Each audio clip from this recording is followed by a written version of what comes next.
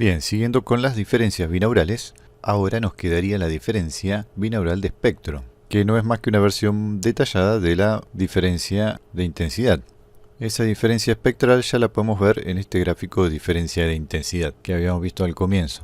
Si miramos en detalle, en contraste con las diferencias de tiempo, este gráfico no es simétrico. En el gráfico de tiempo, la segunda mitad era igual a la primera de forma invertida, de modo que teníamos los mismos efectos con el sonido por delante como por detrás. Pero si miramos en detalle las diferencias de intensidad, vamos a ver que no es simétrico. Por ejemplo, si comparamos las diferencias de intensidad 30 grados hacia adelante desde el lateral, ¿no es cierto?, 90 grados, y 30 grados hacia atrás, vamos a ver que para algunas frecuencias los valores son más cercanos, como en esta de 1000, y para otras frecuencias los valores son muy diferentes, como en esta de 4000. Por lo tanto, si tenemos en cuenta los valores relativos de cada una de las frecuencias, vamos a ver que la relación de intensidades 30 grados hacia atrás son muy diferentes a las relaciones de intensidades 30 grados hacia adelante. Es decir, aquí tenemos una envolvente espectral diferente a esta envolvente espectral. Por lo tanto, no es solo un cambio de intensidad, sino un cambio de espectro. Esto lo podemos relacionar con lo que vimos de timbre, en donde el espectro era una de las dimensiones que definía el timbre.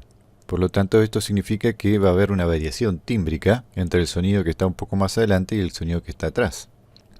Y estas irregularidades entonces se deben a que la cabeza no es una esfera perfecta como lo veníamos simulando, sino que tiene una forma particular, un poco ovalada, y sobre todo tiene formas muy irregulares en la entrada de cada oído. Me refiero al pabellón auditivo, a la oreja, y en todas esas irregularidades de la oreja se producen los mismos fenómenos que generaban la diferencia de intensidad. Los fenómenos de absorción, de reflexión, de difracción, y ahora también va a haber efectos de resonancia, que pueden darse en las cavidades internas de la oreja. Y todos esos efectos, por supuesto, van a ser diferentes según el ángulo de incidencia. Todo esto lo podemos relacionar también con algo que vimos muy al comienzo, cuando vimos la parte del oído, y se trataba de la función de transferencia del oído externo. Habíamos visto que la respuesta en frecuencia del oído no es plana, sino que ya tenemos de fábrica nuestro propio ecualizado. Y en esa respuesta en frecuencia del oído había un elemento muy destacado, que era el refuerzo de la frecuencia alrededor de 2500-3000 Hz, provocado por el conducto auditivo. Ese es un caso entonces de resonancia que modifica la respuesta en frecuencia. Este gráfico es muy interesante al respecto porque compara cómo sería la respuesta en frecuencia del tímpano con esfera, es decir, si no tuviésemos oreja, la respuesta en frecuencia sería bastante más plana, sería esto. En cambio, con el pabellón auditivo tenemos esta respuesta en frecuencia mucho más compleja, donde podemos ver el pico generado por el conducto auditivo y otros picos extraños producidos por la forma particular del pabellón. Pues bien, lo que habíamos visto en ese momento era la respuesta en frecuencia general, pero como acabamos de ver en el gráfico de diferencias de intensidad, esa respuesta a frecuencia no va a ser siempre exactamente igual, sino que va a tener diferentes envolventes, es decir, diferentes funciones de transferencia. Esta es una función de transferencia, pero según el ángulo de incidencia, vamos a tener otras funciones de transferencia. Entonces, todas esas funciones de transferencias, que en realidad describen la diferencia binaural de espectro, están condensadas en algo que se llama HRTF, que traducido significa función de transferencia relacionada con la cabeza. El HRTF es un conjunto que reúne todas las funciones de transferencia según cada uno de los ángulos que vimos para definir las coordenadas esféricas. En esta imagen podemos ver cómo se logran esas mediciones. Dentro de una sala anecoica, una persona pone a disposición su cabeza para tomar las medidas, entonces se le colocan dos micrófonos, uno en cada oído, dentro del conducto auditivo.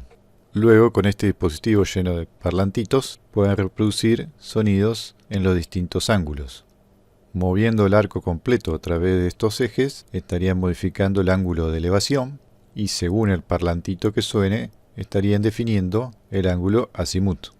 De este modo, entonces pueden emitir sonidos a un ángulo determinado y medir su respuesta en los micrófonos que están en cada oído.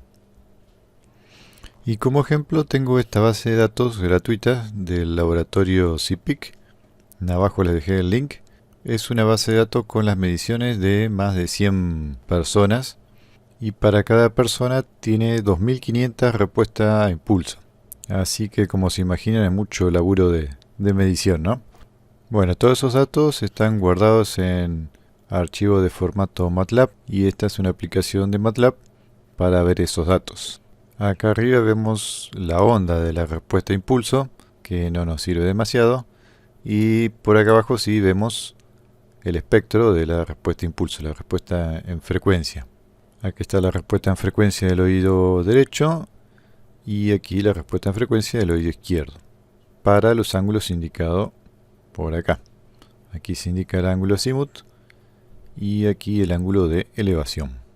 Como el ángulo de azimut es 0, significa que el sonido está al frente, entonces la respuesta para ambos oídos es prácticamente igual.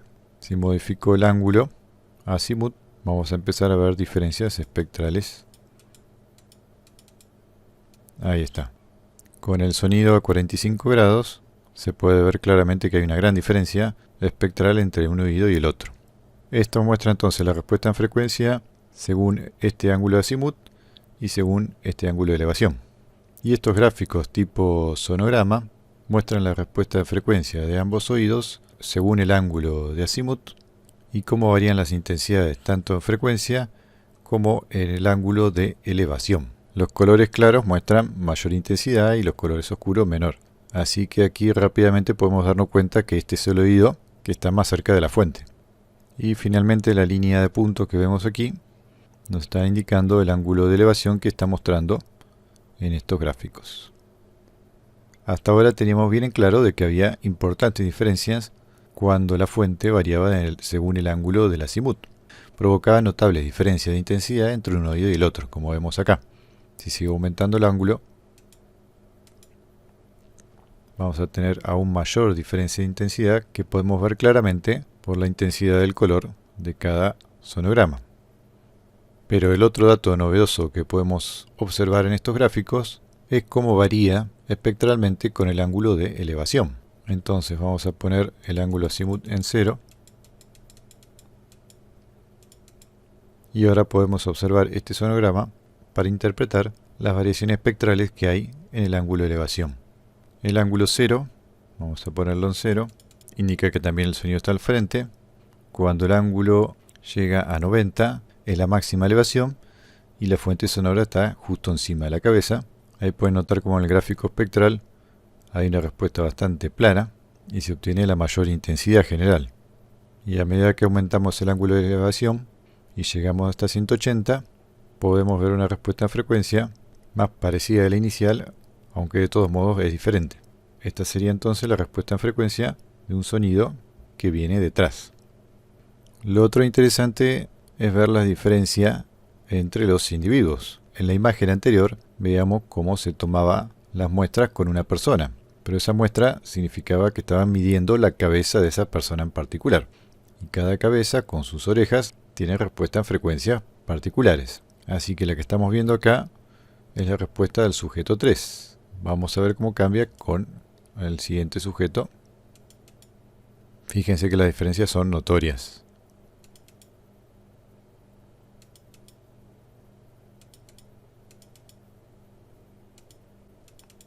Se podría hacer un promedio, pero vemos que hay diferencias importantes, incluso diferencias de asimetría. Acuérdense que estamos en el ángulo 0 del azimut y el ángulo 0 de elevación, es decir, el sonido está perfectamente enfrente. Por lo tanto, en esta situación deberíamos obtener la mayor igualdad de espectro entre un oído y el otro. Sin embargo, en este sujeto no es así, y hay leves diferencias que tienen que ver con las asimetrías naturales que todos tenemos. Bueno, y ahora viene el ejemplo sonoro de la aplicación de estas funciones de transferencia, usando un plugin justamente que usa eso, el HRTF, que también está en la descripción. Y acá podremos experimentar algunas de las cosas que vimos en los sonogramas. Por ejemplo, que el espectro más atenuado eran los que estaban al extremo de la elevación. Es decir, cuando estaba en la elevación negativa, y en la elevación de más de 180 grados, que era por acá abajo. Esos dos extremos eran los que serán más atenuados, más oscuros, por así decirlo, en relación a los demás.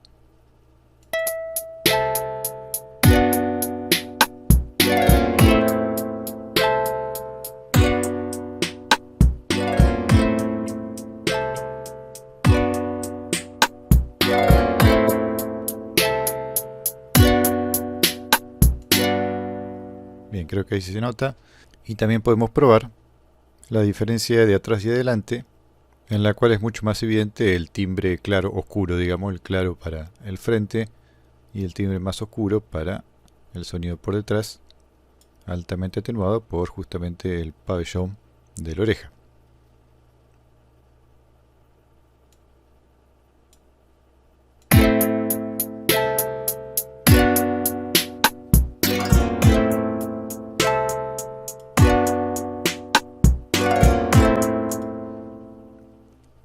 Y finalmente podemos probar la diferencia que veíamos en el centro del sonograma, que era cuando la elevación estaba justo a 90 grados, es decir, el sonido por encima de la cabeza.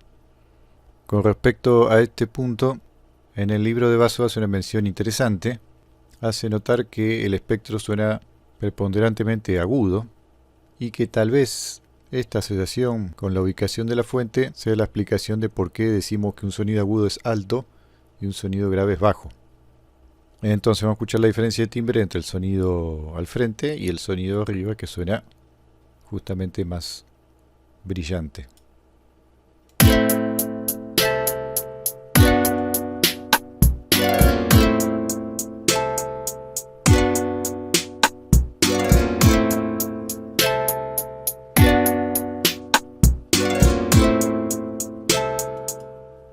Bueno, se nota sobre todo en el hi-hat, ¿no? que es una banda de ruido angosta, y al momento de colocar la fuente en la parte de arriba parece que cambia la frecuencia central de esa banda de ruido, ¿no? Bueno, y una vez más voy a probar un poco girarlo aleatoriamente, y si quieren pueden comprar otro efecto que es la percepción espacial monaural. Como el cambio tímbrico es tan pronunciado según el ángulo de incidencia, más allá de la diferencia interaural, el solo cambio tímbrico de un solo oído puede ser suficiente para percibir la ubicación espacial sin necesidad justamente de comparar las diferencias espectrales entre un oído y el otro. Entonces pueden probar de quitarse un auricular y escuchar con un solo oído y ver si se percibe correctamente la ubicación espacial.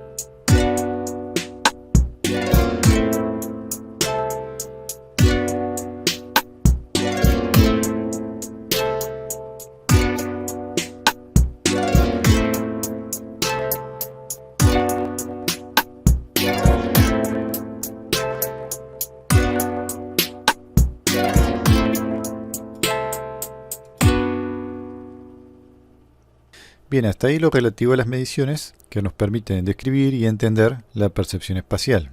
Pero si yo tan solo quiero capturar el sonido con todos esos detalles perceptivos que generan la transferencia de la cabeza y el pabellón auditivo, puedo hacerlo directamente usando la transferencia acústica.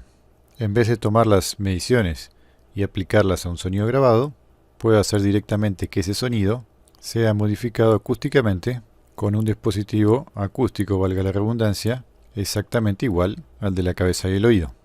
Entonces, con este concepto es que nació el micrófono binaural, o como también le dicen, los micrófonos de cabeza de maniquí o los dummy head. Entre los primeros en utilizar este concepto para obtener una captura procesada espacialmente están estos ingenieros alemanes que usaban estas cabezas como micrófonos binaurales en la radiodifusión. Lo capturaban con estos micrófonos y lo emitían por radio, y el oyente desde su casa tenía que escucharlo con auriculares. El otro pionero es Ugo Zuccarelli, con un micrófono mucho más detallado, buscando una alta fidelidad en la recreación de la percepción espacial. Y más adelante empezaron a aparecer muchas opciones, muchas versiones de micrófonos binaurales. Lo curioso es que tenemos desde micrófonos muy sofisticados, muy detallados, como este del Kemar, que incluso es previo al de Zuccarelli, pero que tenía unos fines muy distintos. El Kemar, como dice ahí, es un maniquí de pruebas. La idea es que sirva como herramienta de medición para pruebas acústicas. Y como toda herramienta de precisión, tiene que estar calibrada. Y en este caso la calibración consiste en que es un maniquí con medidas anatómicas de una persona promedio. Más precisamente tomaron las medidas de 5.000 hombres y mujeres de la Fuerza Armada de Estados Unidos y obtuvieron las medidas promedio con las cuales incluso hicieron un estándar. Es decir, son medidas que están en un documento ANSI. Entonces acá vemos un maniquí con una cara que sería el promedio de 5.000 personas y es un micrófono que incluye, obviamente en detalle, el pabellón auditivo, incluye el torso que también se supone que es importante en la percepción, genera reflexiones, y el modelo inicial venía con 2 modelos de orejas, dado que como vimos anteriormente, la diversidad de formas es bastante alta.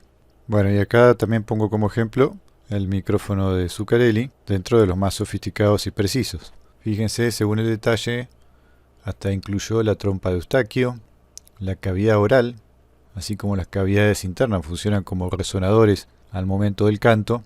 Él supone que deberían también modificar acústicamente los sonidos que perciben el oído. También marca algunos detalles como el ensanchamiento del conducto auditivo y le incluye, a diferencia del maniquí Kemar, pelo. Es raro porque el inventor es pelado, pero bueno, en esa época tenía pelo. También es raro que el maniquí este, que promedio, no tuviera pelo.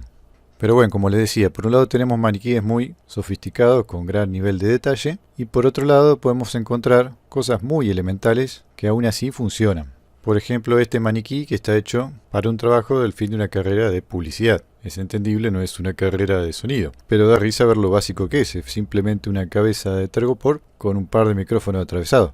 Y otro ejemplo que encontré es este de un video de ASMR, que es una nana con un par de micrófonos clavados. Y bueno, en esta ocasión se puede escuchar cómo te cortan la cabeza.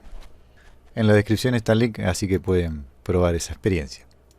Y siguiendo con la comparativa, entre medio tenemos cosas como esta, que este ya sí es un micrófono comercial, no es nada experimental, y aún así no tiene nada de la cabeza, no tiene ni nariz, ni mentón, ni cuello, ni menos de torso y tampoco pelo.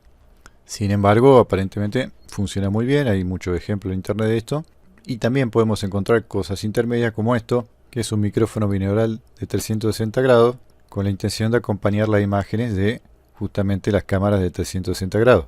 Tiene 6 micrófonos, o mejor dicho 3 pares de micrófonos, cuyos datos se interpolan para recrear el sonido del ángulo exacto que uno esté observando del video de 360. La idea está buena, pero sorprende cómo acá también rompen bastante con las formas anatómicas originales de la cabeza, ¿no? Es decir, por un lado tenemos micrófonos que hasta incluían el detalle del pelo y por otro lado tenemos estos micrófonos que ni siquiera tienen cabeza. Bueno, ahora vamos a comparar los resultados sonoros de esta justamente diversidad de micrófonos binaurales. Vamos a comparar una grabación del micrófono de Zuccarelli con una de este micrófono casero que justamente recrea la misma experiencia que había hecho Zuccarelli. Se trata de la grabación de una cajita de fósforos que se agita mientras se la mueve alrededor de la cabeza. Bueno, ahí va primero el de Zuccarelli.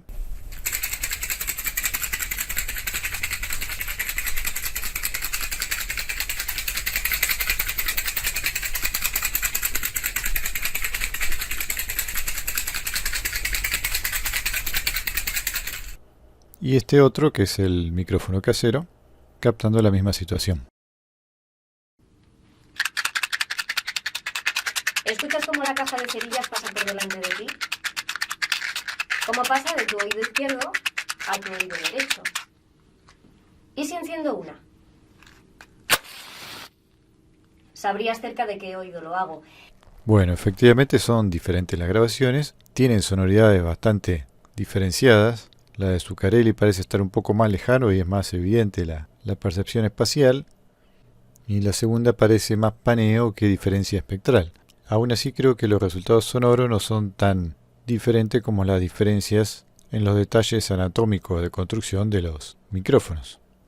Es decir, son diferentes pero los dos logran el efecto de la percepción espacial. Esto nos hace pensar que hay un margen de error importante que puede ser tolerable por el oído. Es decir, no tenemos un nivel de detalle sensorial tan alto en relación a los detalles acústicos de la morfología de la cabeza y la oreja, que por otro lado ya lo pudimos ver en los sonogramas de la respuesta en frecuencia de distintos individuos, que veíamos que eran bastante diferentes entre ellos. Por lo tanto, cualquier estándar o micrófono promedio va a tener una diferencia importante con respecto a la morfología propia de cada uno de los oyentes de la toma de ese micrófono. Y otro factor que podemos tener en cuenta es el entrenamiento auditivo. La percepción espacial no es algo a lo cual estemos demasiado entrenados.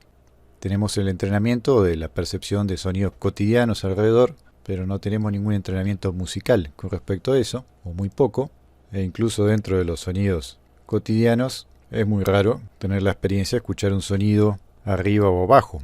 Puede ser bastante común un sonido atrás y adelante, pero tener que percibir con frecuencia un sonido que está arriba o abajo no es algo, digamos, usual. Bien, y antes de terminar con este tema, vamos a hacer otra comparativa. Nuevamente vamos a usar una grabación del micrófono de Zuccarelli como referencia, que es una muy famosa, la del corte de pelo, y vamos a compararla con la toma realizada con el micrófono 3D-IO que les había mostrado anteriormente. Bien, primero va la de Zuccarelli.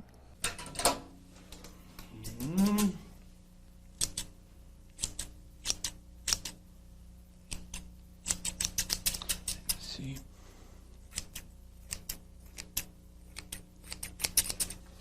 Okay. I think it's okay. Let me see.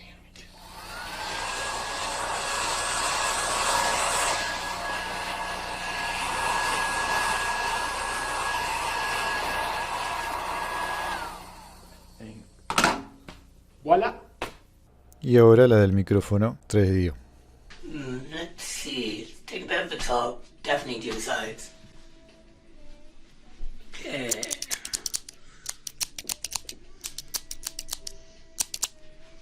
Alright, maybe just a bit more here. Cool, let's give it a little blast.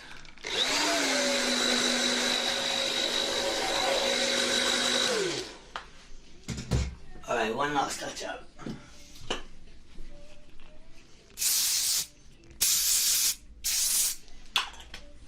Okay, looking good. Bueno, aquí tenemos otro tipo de diferencia que me sirve para enganchar con el tema que sigue. Fíjense que en la grabación de Zuccarelli el ambiente suena bastante seco, bastante absorbente. Lo que está atrás no creo que sea un panel absorbente, pero de todos modos se nota que se trata de una sala con muy poca reverberación. En cambio, en la segunda toma es evidente la intención de agregar un sonido ambiente, tanto por la música que se escucha de fondo, como por la reverberación de la sala, que si bien no es excesiva, es también muy evidente. Todo eso en su conjunto hace que la segunda grabación sea mucho más notoria la percepción de estar justamente adentro de esa situación. Así que justamente los micrófonos binaurales no solo reproducen la diferencia binaural de tiempo, de intensidad y de espectro, sino que también captan la sonoridad de la sala, que también es un factor importante al momento de definir la ubicación espacial de una fuente sonora. Bien, dentro de la información sonora que aporta la sala, el primer efecto que vamos a ver es el efecto Haas, o efecto de precedencia, que consiste en la integración de dos sonidos que suceden a intervalos de tiempo muy pequeños. Esos dos sonidos el oído los integra porque los interpreta como la señal directa y alguna de las primeras reflexiones. Es decir, es una integración aprendida a través de la experiencia sonora. Así como aprendimos a integrar las notas de un acorde, también integramos este par de sonidos para simplificar los elementos de la percepción. Entonces no es un efecto automático, sino que se aprende y puede tener distintos rangos de tiempo según el tipo de sonido y según la sala. Para sonidos muy impulsivos como los clics, los tiempos pueden ser muy cortos, en cambio para sonidos como el habla, que no tienen un ataque tan definido, los tiempos pueden ser un poco más largos. Vale la pena aclarar también que no tiene nada que ver con los retardos interaurales. Esos retardos se medían en microsegundos, acá ya estamos hablando de milisegundos, y además se tratan de dos sonidos que no son completamente independientes de cada oído. El nombre de precedencia indica que por este efecto el sonido que nos va a dar la ubicación de la fuente sonora es el que precede, el primero, es decir, el sonido directo. Ese nos va a dar la ubicación de la fuente, y los otros, que vienen de direcciones diferentes, vamos a interpretarlos justamente como reflexiones y no van a afectar a la percepción de la ubicación espacial de la fuente sonora. Bien, ese es el origen entonces del efecto y la forma en que lo aprendemos. Pero a través de una grabación uno puede crear situaciones artificiales en donde se engañe este mecanismo de percepción o se lo haga poner en duda.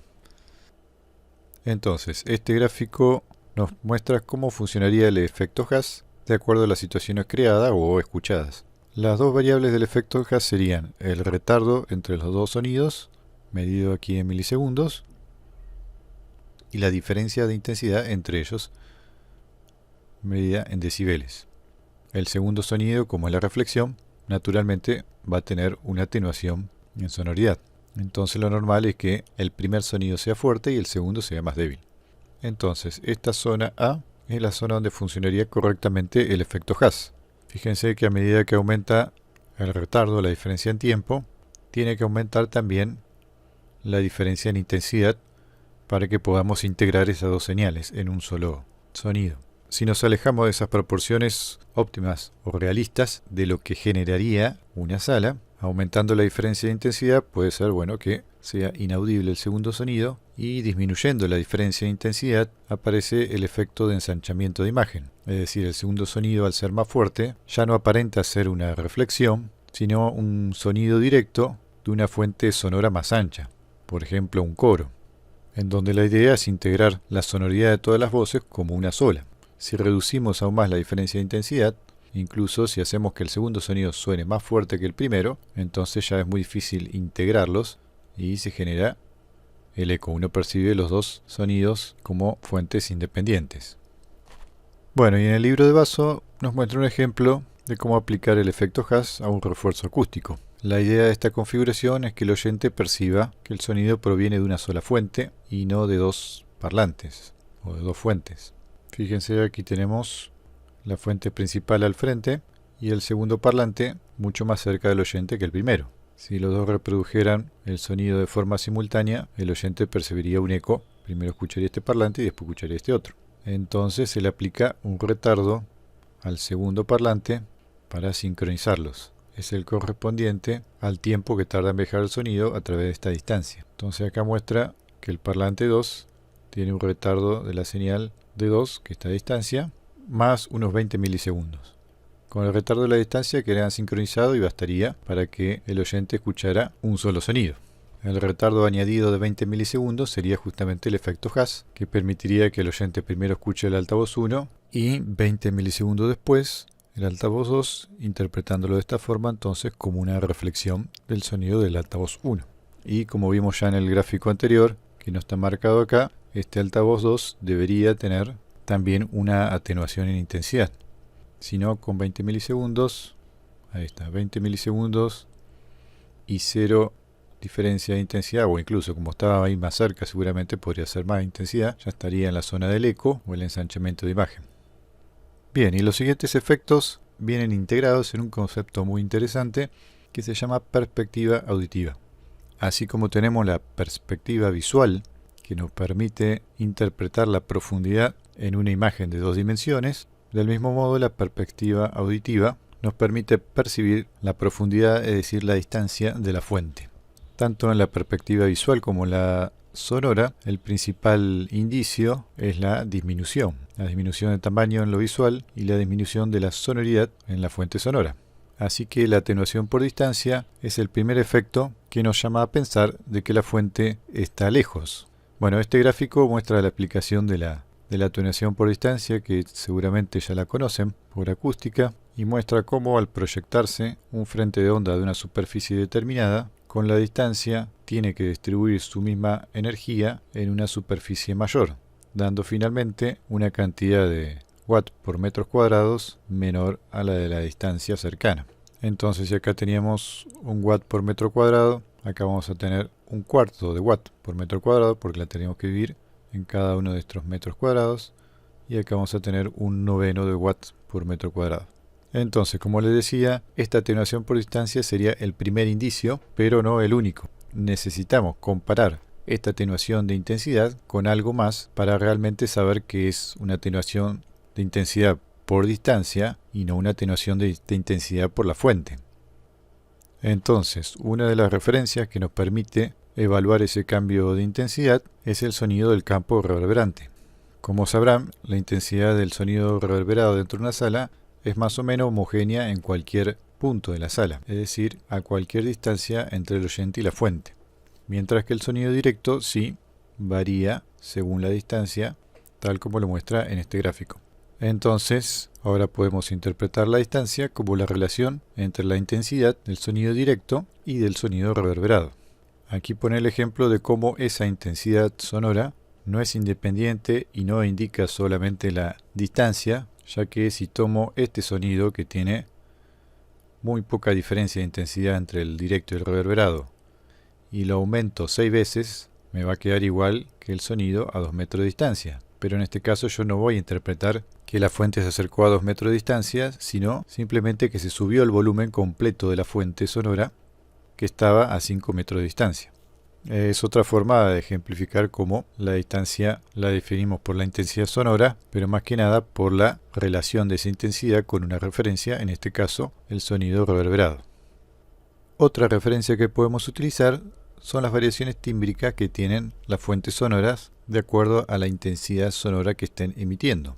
Si tomamos como ejemplo la voz humana, es muy fácil de entender cómo varía ese timbre con la intensidad. Si hablamos muy bajito, vamos a escuchar un timbre de susurro, digamos. A intensidad normal de conversación tendrá otra envolvente espectral, otro timbre, y una voz elevada, fuerte, tendrá una envolvente espectral también diferente. Entonces, si escucho un susurro con un volumen importante o elevado, voy a saber que la fuente está cerca. Y al revés, si una persona que está a una distancia importante intenta elevar la voz para simular que está más cerca, no lo va a lograr porque nos vamos a percatar a través de su variación tímbrica por el esfuerzo vocal de que en realidad está hablando fuerte a una distancia lejana. Y esto mismo también se da en los instrumentos musicales, en algunos más que en otros. En los vientos metales es muy evidente, hay variaciones tímbricas importantes entre el piano y el fortísimo, y en otros instrumentos la diferencia no es tanta. Acá, por ejemplo, ejemplifica una fuente en donde hay muy poca o nula variación espectral con el cambio de intensidad. En ese caso, si bien no hay variación tímbrica desde la fuente, puede haber una variación tímbrica provocada por la distancia. Me refiero a la variación tímbrica provocada por la atenuación por absorción por viscosidad. Cuando el sonido se propaga por el aire, las moléculas se empujan unas a otras en el proceso de la vibración, pero en ese empuje también hay roce, fricción, que produce la atenuación justamente por viscosidad. Entonces, las ondas de mayor frecuencia, como tienen una velocidad de partícula mayor, van a tener más ocasiones de fricción y van a tener más atenuación entonces con la distancia. Este gráfico que encontré en realidad muestra otra cosa además, pero sirve para ilustrar esa relación.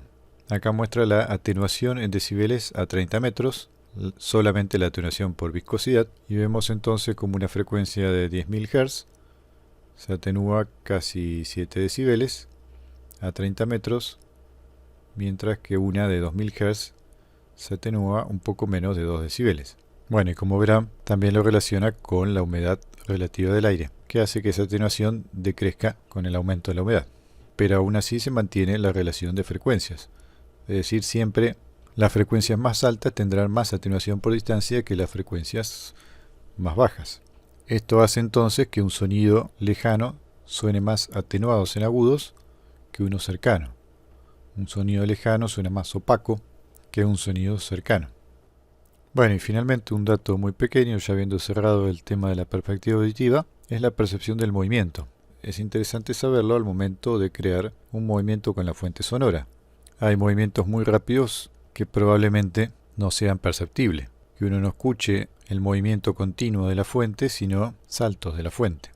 Bueno, a esa resolución en la percepción del movimiento, del desplazamiento, se le llama mínimo ángulo de movimiento audible. Y en el libro de Basso entonces comenta que una velocidad de desplazamiento de 15 grados por segundo nos da una resolución de 5 grados. Es decir, percibimos que la fuente cambió de posición cuando cambió en 5 grados. En cambio, a una velocidad mucho más alta de 90 grados por segundo, la resolución del movimiento es 21 grados. Y acá sí tiene más sentido hablar de saltos de la fuente y no movimientos continuos. En realidad, lo mismo que los rangos del efecto Haas, estos pueden variar bastante según el tipo de sonido que se esté moviendo. Como ya vimos, en sonidos continuos, solo un determinado rango de frecuencias funciona para la diferencia interoral de tiempo, y también vimos que los ataques son muy importantes en esta misma diferencia interoral y también en la percepción de la sonoridad de la sala. Sonidos impulsivos dejan más en evidencia la reverberación de la sala y hacen funcionar mejor el efecto Haas. Así que, un poco a modo de conclusión, la percepción espacial va a ser más o menos eficaz de acuerdo a la cantidad de mecanismos auditivos que puedan funcionar en una situación determinada y de acuerdo al tipo de información sonora, ya que hay información sonora que favorece más el funcionamiento de estos mecanismos y otras que no tanto. Bueno, y eso es todo entonces con el tema de la percepción espacial.